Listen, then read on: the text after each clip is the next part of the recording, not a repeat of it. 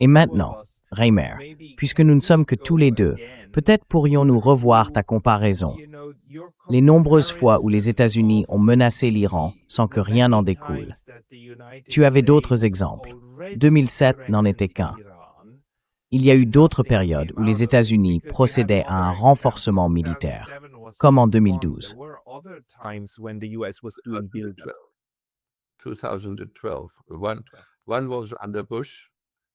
L'un s'est produit sous Bush, l'autre sous Obama, et le plus important a eu lieu sous Obama en 2012.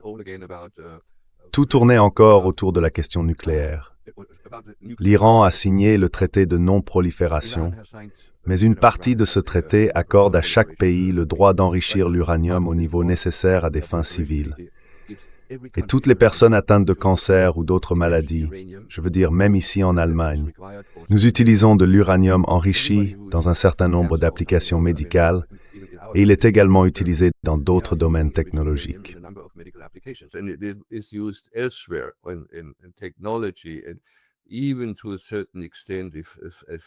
Et même dans une certaine mesure, si je suis bien informé, même pour aider à empêcher les denrées alimentaires de se détériorer plus rapidement, et ainsi de suite. Bref, il existe de nombreuses applications civiles pour lesquelles on a besoin d'uranium enrichi. Or, les Israéliens, et donc les Américains en particulier, les Israéliens veulent rester la seule puissance nucléaire au Moyen-Orient. Je veux dire, on peut comprendre qu'ils le veuillent. Comprendre ne veut pas dire approuver. Je peux comprendre qu'ils souhaitent demeurer la seule puissance nucléaire dans cette région, ce qui leur confère, disons, une influence politique très particulière dans cette zone.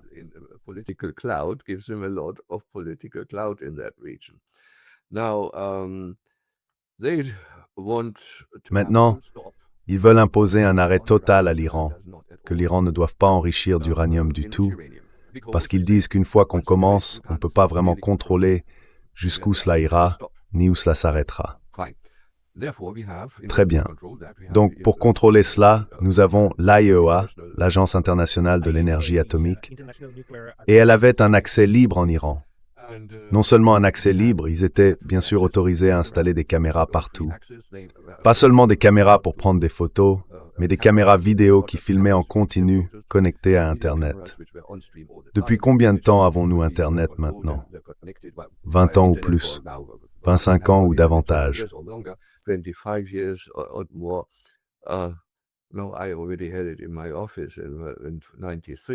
Je l'avais déjà dans mon bureau en 1993. Grâce à Internet, ils étaient connectés afin de pouvoir surveiller toutes les allées et venues ainsi que les parties critiques, situées sous terre bien sûr, des installations d'enrichissement. Or, pour cela, il faut un certain type de centrifugeuse, et ainsi de suite, de sorte que même l'achat de centrifugeuses avec divers modèles spéciaux pouvait être contrôlé, etc., etc.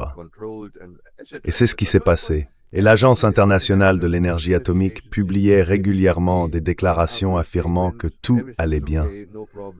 Aucun problème. L'Iran ne faisait rien de contraire à ce qu'il avait promis ou à ce qui lui avait été assigné. Mais vous savez, le droit international ne signifie rien pour les États-Unis.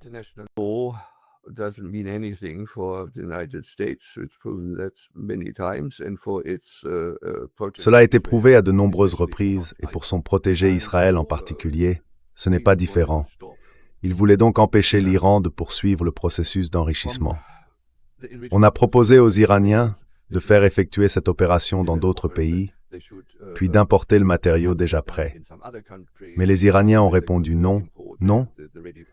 Nous avons été soumis tant de fois à des sanctions et à des restrictions, à l'exportation, etc. Nous voulons disposer de nos propres moyens et capacités. En conséquence, on a tenté de faire pression sur l'Iran par la force, en déployant un groupe de combat de 3 porte-avions devant sa frontière. En somme, en lui mettant un pistolet sur la tempe. Par-dessus le marché, déjà sous Obama, une exigence supplémentaire a été ajoutée. Les Iraniens devaient cesser de développer des missiles de moyenne portée capables d'atteindre Israël.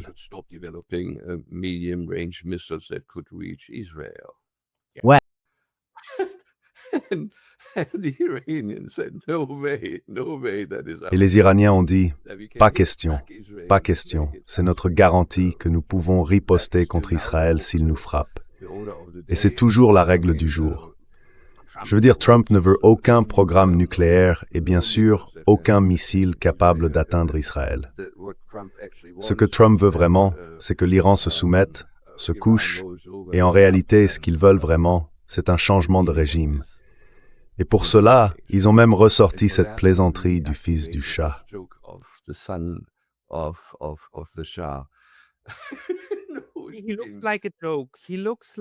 Il a l'air ridicule. Il a l'air ridicule. C'est comme à chaque fois qu'on le voit et qu'on remarque ensuite qu'il y a un drapeau iranien derrière lui. On se dit que ça doit être quelque part dans un bunker ou quelque chose comme ça. Je veux dire, ça donne juste une mauvaise impression. Il a mauvaise mine. Mais bon, ouais. Petite pause très rapide, parce que j'ai récemment été banni de YouTube. Et même si je suis de retour, ça peut se reproduire à tout moment. Alors, s'il vous plaît, pensez à vous abonner, non seulement ici, mais aussi à ma liste de diffusion sur Substack. C'est pascalota.substack.com. Le lien sera dans la description ci-dessous. Et maintenant, retour à la vidéo. Non, je veux dire, de ce point de vue-là, il s'est rien passé parce que si tu regardes, eh bien, c'était déjà en 2012, cette affaire.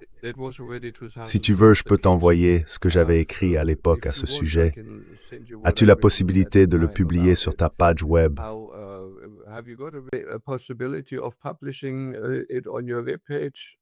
Je peux. Si tu me l'envoies, je peux le faire circuler. Oui.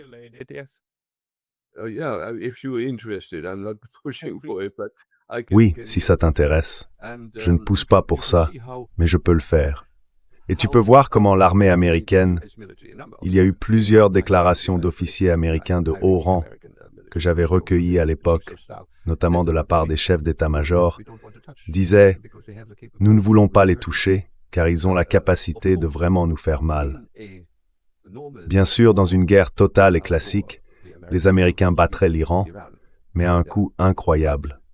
C'est une chose bien connue dans la guerre. Si tu attaques uniquement depuis les airs, tu ne changes rien sur le terrain. En fait, pense à ce que les Alliés ont détruit pendant la Seconde Guerre mondiale. Des bombardements incendiaires, de grandes villes, etc.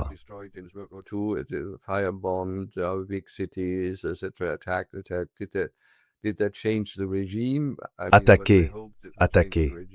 Est-ce que cela a changé le régime? Je veux dire, espérait-il que ça changerait le régime? Non. La population s'est même en quelque sorte ralliée, peut-être sans trop savoir pourquoi, ralliée au régime. La même chose s'est produite en Irak ou dans d'autres endroits où ils ont bombardé, ou en Corée du Nord, ou lorsqu'ils ont bombardé des civils à Hanoï, etc. Est-ce que cela a conduit la population à dire « Non, non, nous devons nous débarrasser de nos dirigeants et faire une révolution », et ainsi de suite? Non, ce n'est pas arrivé. C'est cela ne s'est jamais produit, encore et encore. Et pourtant, ils continuent de le faire. Donc s'ils menaient cependant une campagne de bombardement prolongée, plus aucun Américain au Moyen-Orient ne serait en sécurité.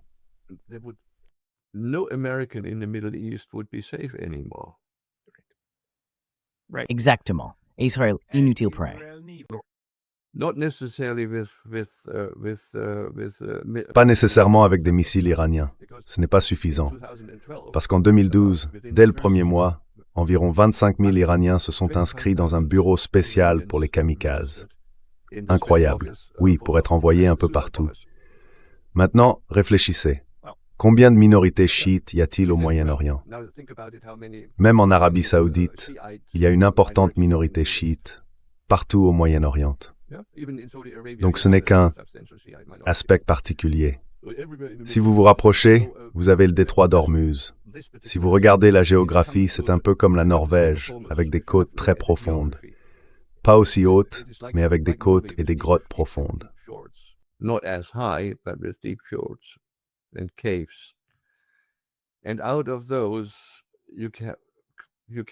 Et à partir de cela, on peut tirer des missiles. De là, soudainement, de petits bateaux, une nuée de petits bateaux peuvent en sortir. L'un d'eux pourrait tirer un squal. L'un de ces engins, comme on les appelle, lance un missile sous-marin. Même s'il fait beaucoup de bruit, il atteint 350 ou 360 km à l'heure. C'est extrêmement rapide. Il cible très vite. Le détroit d'Ormuz paraît vaste, relativement large, mais c'est en réalité un détroit navigable très étroit, parfois seulement 1,5 km de large, où la profondeur est suffisante pour que les grands navires puissent passer. Cela peut être facilement contrôlé. Toutes sortes de mines et de dragueurs de mines peuvent être pris pour cible depuis la côte.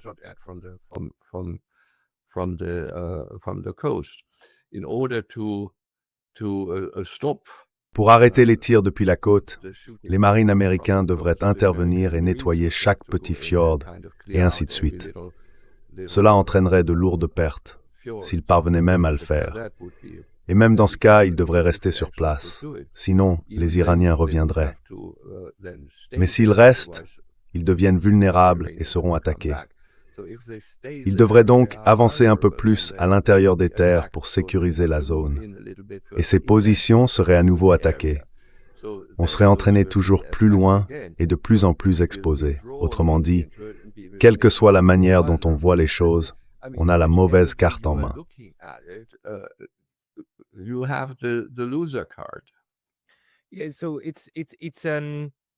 Donc, c'est pour des troupes au sol ou pour une guerre de proximité.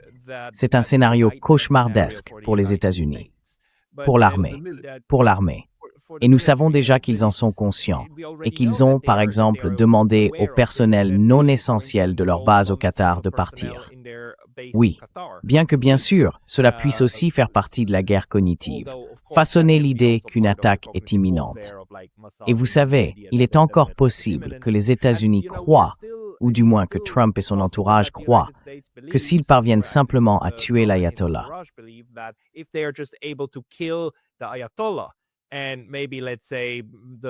et peut-être, disons, le Premier ministre, plus le ministre des Affaires étrangères, les plus hauts responsables, pour mener une sorte de frappe de décapitation, comme Israël a réussi à tuer Nasrallah au Liban. Cela, tu sais, cela suffirait. Tu sais, comme avec le Venezuela. Nous leur avons montré, nous les avons tués. Et maintenant, mission accomplie. Est-ce quelque chose que tu pourrais imaginer qu'ils cherchent à faire? Bien que tu aies déjà précisé que les Iraniens ont dit « Si nous sommes attaqués, nous irons jusqu'au bout et nous ne vous laisserons pas vous en tirer. » Donc, ce ne sera pas juste une petite attaque. Ce sera la guerre. Guerre si quoi que ce soit touche notre territoire.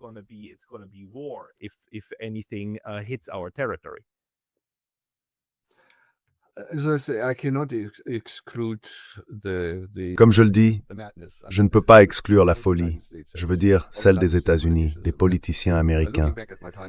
En repensant à mon temps au siège de l'OTAN, j'ai eu beaucoup à faire avec l'Amérique, avec des officiers de haut rang. J'étais un civil, mais sur le plan militaire, mes homologues avaient le grade de colonel ou de général. J'ai donc eu pas mal de contacts avec les militaires américains et ils m'ont toujours frappé. En Allemagne, à gauche, on disait toujours « Oh, ces horribles soldats américains, l'armée !» Non, non, non.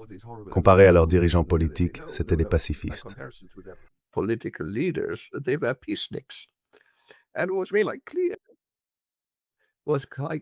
Et c'était vraiment clair, tout à fait clair. Ils connaissaient la guerre. Beaucoup d'entre eux avaient des enfants en uniforme. Ils étaient assez âgés pour avoir des enfants en uniforme. Ils ne voulaient pas la guerre. Bien sûr, ils voulaient impressionner. Je veux dire encore une fois, Sun Tzu dit que la meilleure guerre est celle que l'on peut gagner sans tirer un seul coup de feu, si l'on impressionne suffisamment les autres en ayant les meilleures armes, etc. C'est ce qu'ils voulaient, et en avoir encore plus. Très bien. Mais ils étaient, comparés à leurs supérieurs civils, réticents au risque. Heureusement. Je veux dire, j'ai trouvé cela généralement vrai chez les militaires. Point final.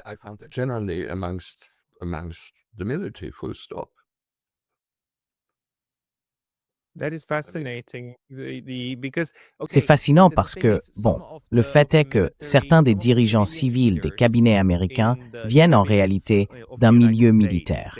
Mais ce sont souvent ceux qui prononcent les discours les plus belliqueux, qui correspondent à ce profil général de va-t-en-guerre qu'un civil comme M. Pompeo avait bien sûr apporté à la première administration Trump.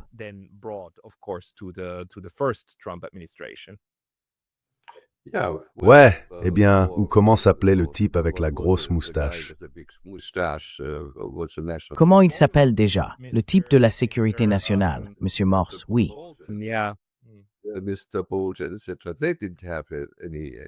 Même sur Bolton, etc. Ils n'avaient aucune expérience militaire sur le front, et ainsi de suite.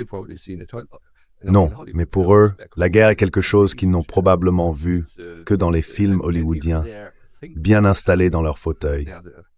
Et avec leur think tank, eh bien, moi aussi, je préfère lire les rapports d'un centre d'analyse que j'apprécie, mais je lis aussi les autres. Mais si l'on parle de think tanks comme l'Institut pour l'étude de la guerre, dirigé par des fanatiques de la guerre, alors bien sûr qu'ils pensent que tout va bien. Et il faut écouter les gens du Congrès. Ils pensent encore être l'hégémon, qu'ils peuvent dicter leur volonté et s'en tirer ainsi. Voilà le problème. Ils ne connaissent pas les forces et les faiblesses de leur propre situation, ni la puissance croissante de leurs adversaires.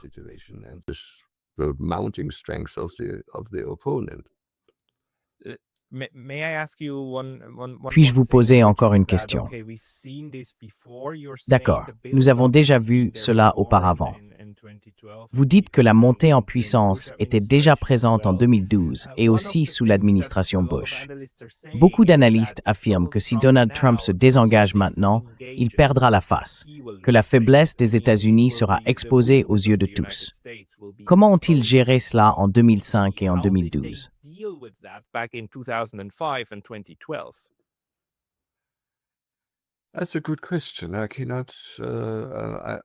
C'est une bonne question. Je ne me souviens plus comment ils ont résolu cela. Je pense qu'il n'y a pas eu de moment particulier. Je m'en souviendrai si quelqu'un était venu trancher le nœud gordien. Je ne m'en rappelle pas, mais c'est une bonne question. Il faudra que je me renseigne à nouveau. Mais bien sûr, vous avez raison de dire que beaucoup de gens pensent que Trump a désormais, comme je l'ai mentionné plus tôt, une série d'échecs derrière lui. Et ce serait probablement le prochain s'il faisait exactement cela. D'un autre côté, si l'on regarde la situation dans son mouvement MAGA, et la dernière fois que j'ai vérifié, cela remonte à un certain temps, ils étaient très opposés aux guerres étrangères.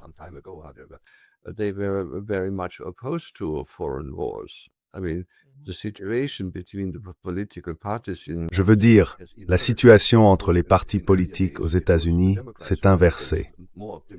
Autrefois, c'étaient les démocrates qui s'opposaient aux guerres étrangères et les républicains qui étaient enthousiastes. Nous devons utiliser notre belle armée.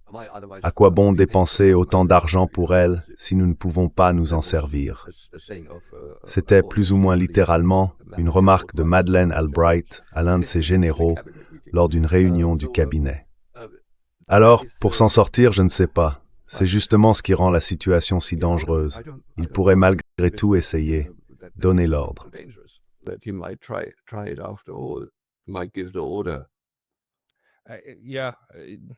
Oui, je veux dire, il se peut qu'il ait alors le sentiment qu'il doit y aller. D'un autre côté, Donald Trump est Donald Trump. Il peut simplement dire « Je déclare la victoire, j'ai accompli tout ce que je voulais » et s'en retirer. Et vous savez, il peut dire ce qu'il veut. Il n'y a plus de conséquences à ses prises de parole.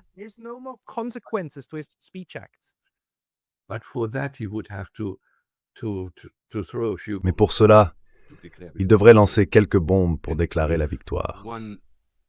Et si l'on regarde l'attaque précédente, qui était essentiellement une mise en scène, peut-être, je ne sais pas, mais je n'exclurais pas la possibilité que les Russes aient aidé à l'organiser. Je pourrais très bien imaginer les Russes aider à mettre en place quelque chose de ce genre aussi, afin que Trump puisse s'en sortir, lancer quelques bombes dans le désert iranien, prétendre qu'il s'agissait d'une autre installation nucléaire importante, puis se retirer. Cela aiderait les Russes, les Chinois, les Américains. Cela aiderait tout le monde. Cela aiderait même les Israéliens, car ils ne sont pas prêts pour une nouvelle conflagration avec l'Iran. Ils ont épuisé leur stock de missiles et de défense. Je veux dire, ils sont encore à découvert.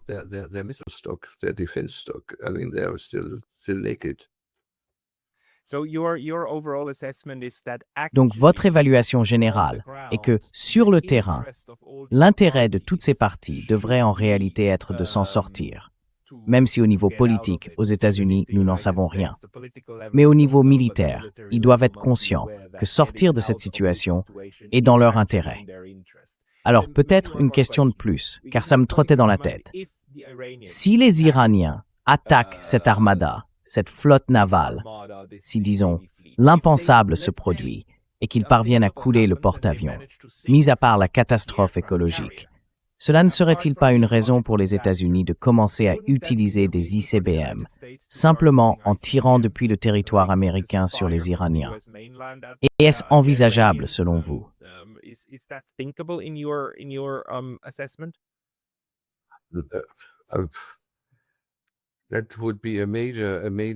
Oui, ce serait un obstacle majeur, utiliser des ICBM pour attaquer, car immédiatement, les voyants rouges s'allumeraient en Russie, puisqu'ils ne pourraient pas savoir ce qui se passe.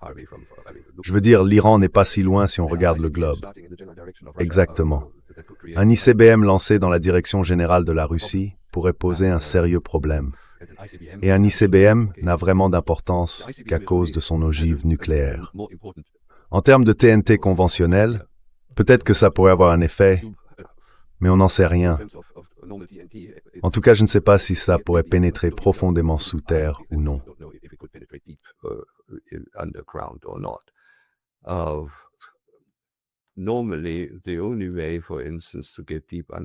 Normalement, la seule façon, par exemple, d'atteindre les profondeurs souterraines, les Israéliens l'ont montré au Liban, à Beyrouth, c'était lorsqu'ils sont descendus dans la cave profondément sous un immeuble de grande hauteur pour éliminer Nasrallah en larguant à plusieurs reprises des bombes à pénétration profonde exactement au même endroit. Ils ont en quelque sorte creusé à travers les décombres, à travers le cratère, en frappant le même point encore et encore. Je crois qu'il a fallu environ 7 bombes avant d'y parvenir. Mais un ICBM à lui seul, c'est plus dangereux. Et l'effet, s'il n'était chargé que de TNT, enfin, il existe des explosifs plus puissants que le TNT, mais nous mesurons encore tout en unités de TNT. Donc cela n'en vaudrait pas la peine. L'utilisation du missile coûterait plus cher que l'effet qu'on en obtiendrait, pour le dire ainsi.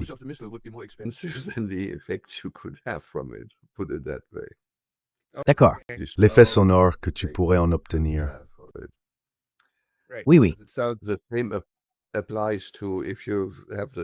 C'est la même chose si vous avez le missile standard, le missile THAAD, qui coûte quoi? 17, peut-être 12,5 millions chacun.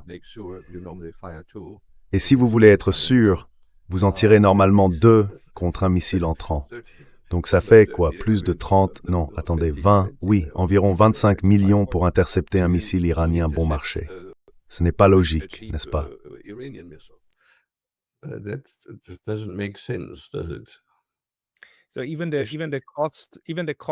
Donc, même le facteur coût ne justifie pas, ni ne rend logique pour les États-Unis d'entrer réellement en guerre avec l'Iran.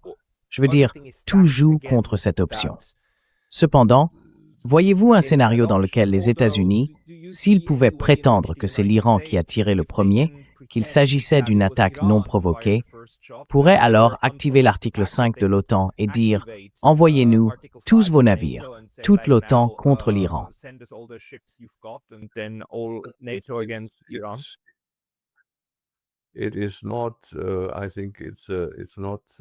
Je ne pense pas que ce soit les scripts de Wendy Geister qu'il faille examiner. Je ne crois pas que ce soit au-delà de la limite. Il n'y a aucune automaticité là-dedans.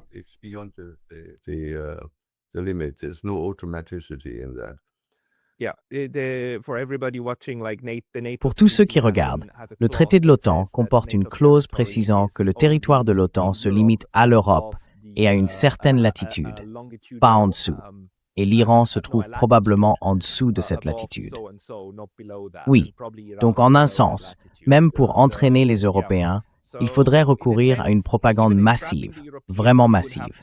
Il est donc peu probable que les États-Unis puissent étendre le conflit latéralement à d'autres membres de l'OTAN.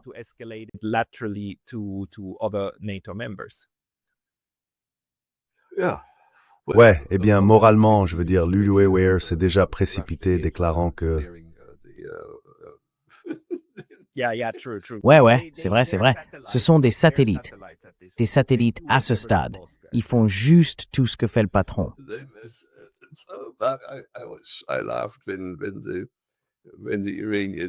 J'ai ri quand les Iraniens ont effectivement riposté à leur tour et déclaré les armées européennes comme organisations terroristes. Donc, oui. Non, mais à part ça, l'article 5 a un certain automatisme, mais il n'inclut pas explicitement une action militaire. Il peut l'inclure, mais aucun pays n'est tenu par l'article 5 d'apporter une aide militaire. L'article 5 demande une assistance selon les moyens et les possibilités de chaque pays. Et cela peut simplement être une note de protestation diplomatique. Voilà. Pour satisfaire à l'exigence de l'article 5, souvent présenté comme l'ancien marché aux pas armes prêtes, ça ne fonctionne pas comme ça.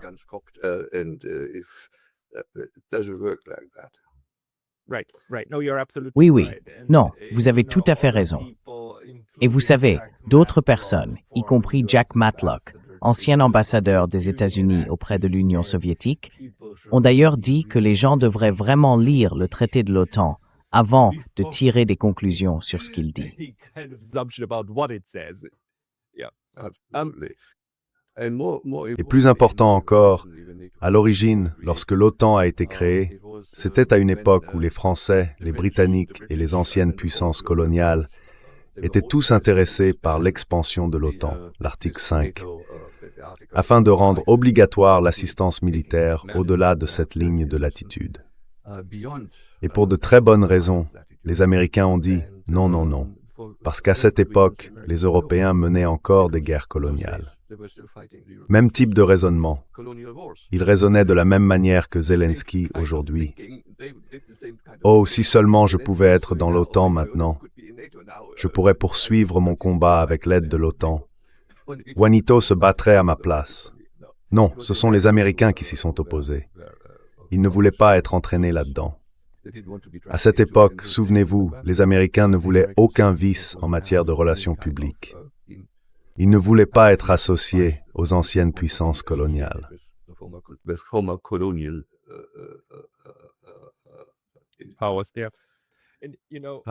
Les pouvoirs, oui. Les pouvoirs, bien sûr. Tu sais, Rainer, l'histoire a cette étrange manière de créer des ironies tout à fait bizarres. L'une d'elles, c'est quand on regarde le Japon. Ce sont les Américains qui ont rédigé l'article 9 de leur constitution. Même si, je dois le dire, une personnalité japonaise très importante a travaillé en coulisses sur ce point. Mais l'article 9 stipule que le Japon ne maintiendra pas de forces militaires et ne défendra la patrie qu'à l'intérieur du pays, jamais à l'étranger. Et aujourd'hui, ce sont les Américains qui ne cessent de dire « Pourquoi ne voulez-vous pas en faire plus pour l'Alliance ? Vous devriez en faire davantage. » Et en fait, nous avons eu un Premier ministre intelligent avant l'actuel, qui a un jour dit « Vous savez quoi, Américains, vous avez raison. »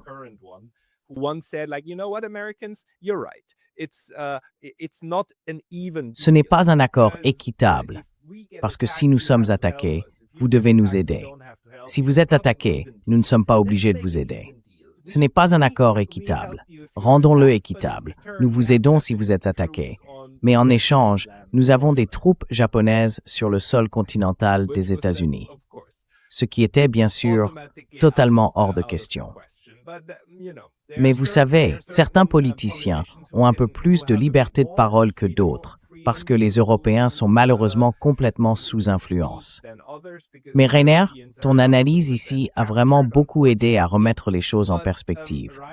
Pour les personnes qui veulent en savoir plus sur ton travail, où devraient-elles aller?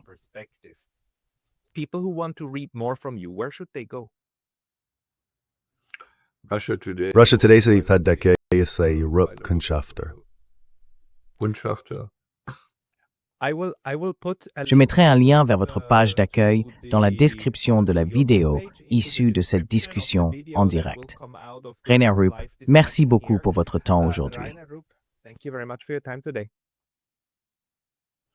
Merci, Pascal Lotta. Ce fut un plaisir.